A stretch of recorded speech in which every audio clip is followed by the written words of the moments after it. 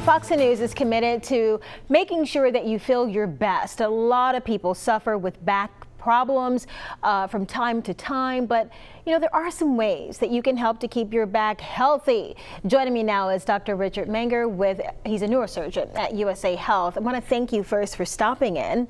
And we were just talking briefly about this, and you want to try to prevent having to have surgery. So how can you protect your back? Sure, yeah. So the first thing is generally just taking care of your body itself. So keeping yourself in the best aerobic shape that you can.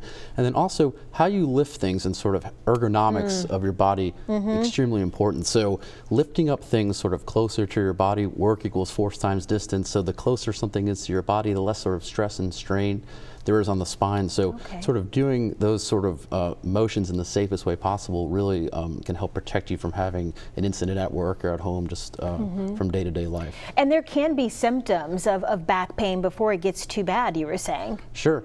Yeah, so our body has a bunch of innate sort of protection mechanisms, and sometimes we can get muscle spasms or back pain. And I think what I like to tell my patients is you know your body best. If something is different, if something's really disrupting your activities of daily living or the things you really like to do, that's when you sort of go the direction of talking to your doctor or someone you trust about what the next steps may be. But it's really about you sort of keeping yourself in the best shape that you can. Yeah, and on that note, once you go see a doctor, that's when you guys determine if a surgery is needed. And I imagine there are different procedures depending on the problem. Right, exactly. So, I think the biggest thing is you're looking at the imaging of the patient, the MRI or CT scan, and you're really talking to the patient, listening to them. Again, they know their body best. So what are your symptoms? What do you want to get back to doing, and how can we get you there? So there's different types of surgeries where we remove, say, a disc herniation or pieces of bone, and we can do that in a minimally invasive surgery where patients go home the next day or even the same day with a very small incision about 1 inch long. And then there's people who may need spinal instrumentation or spine reconstructions for different problems. So it's really about, again, talking, listening to the patient, hearing them, and integrating that into the sort of latest literature. I know that the recovery can sometimes be long and just as painful as before when you went in there. Sure. So again, then that's part of, I think, the surgeon's responsibility. We sit and talk to the patients sort of step by step about what to expect. And one of the things that we're really proud of at USA is that we have a dedicated spine team. So we work with the physical therapists.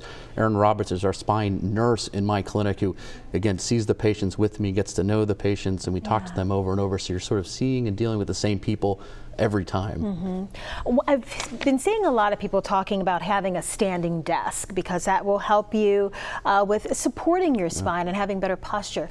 Just out of curiosity, what are your thoughts on that? Yeah, so I think that's there's sort of this general movement in terms of being up and out of your seat, and I think that's great. I think we don't realize how much sort of inherent slouching we do in our day-to-day life, and even it's just looking at our phone like this is something that we see.